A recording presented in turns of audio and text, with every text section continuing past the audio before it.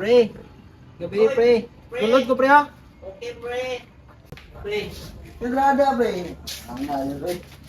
Lingkod sa. Ang bagong motor ko ba? Wala niya, balitaan ko, pre. Wala na ino, kayo. Ay, no, inutang ko na yun. Pay, kuhan ba? Ako na. Pabayan ni Papa, kay. Ilo, nga. Kaya kay utang ko.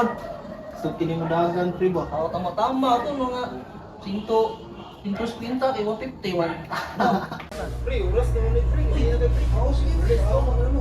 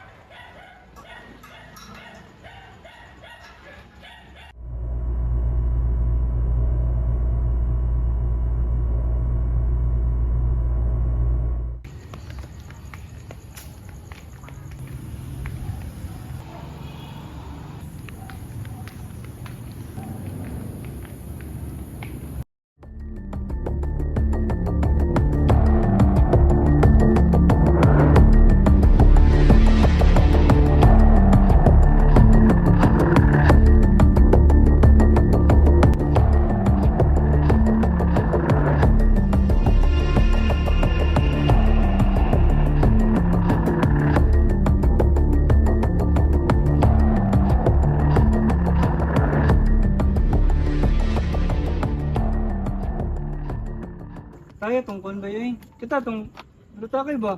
Ninaki. Bad. Uy, Musta? musta? Nagli ka.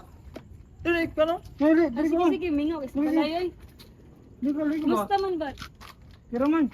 Kaon. Ikaw, kumusta man ka? Ang kirot po. Nato yung bagong motor si RG ba? Turoy? Taga dira? Mm.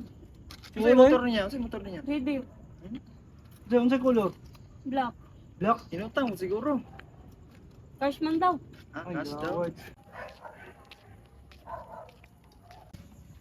Ingani man itong forma sa motor ni RG oh. Turoy? Nga na day. Basta ingani di forma. Hindi trabaho motora ba eh? So ano, gwapo no? Nga na, butong kulura. Oh, ingana. Wala, kaulan na naman. Wala na ta? Ha, pasi. Isa ba? Pingar.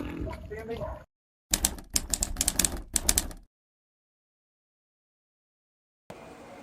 Everyone, please rise.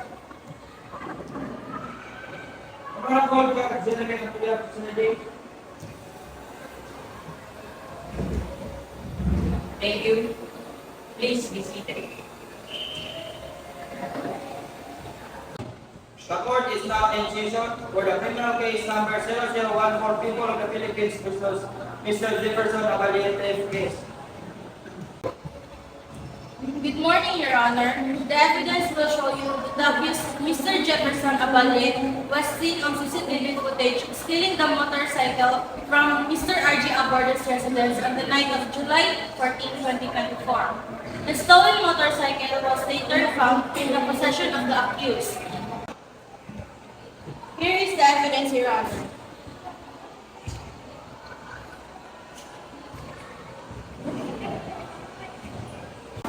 Do you swear to tell the truth, the whole truth, and nothing but the truth, so help me God? Yes, I do. Mr. Abordo, please describe me what happened on the night of July 14, 2024. Your Honor, I parked and placed my motorcycle inside my house around 9 p.m. When I woke up, the next morning it was gone. Then I reported it to the police. After seeing CCTV footage, I am taking my motorcycle, Your Honor. Thank you, Mr. Abordo. I would like to call Miss Jessa Valderona to the stand.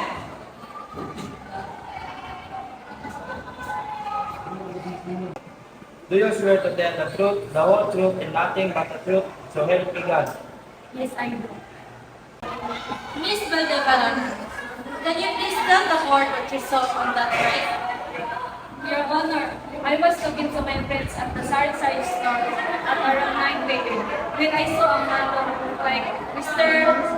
R.G. Aberdo's motorcycle down the street. I recognized the man as Mr. Jefferson Abalye. Are you certain it was Mr. Jefferson Abalye you saw that night? Yes, Your Honor, I am sure. Miss Colorona, it was dark that night, correct? Yes. Are you absolutely sure that it's Mr. Jefferson Abalye that you saw that night? Yes, I am sure. There was straight lights and not Mr. Jefferson Abalye because he just not enter army.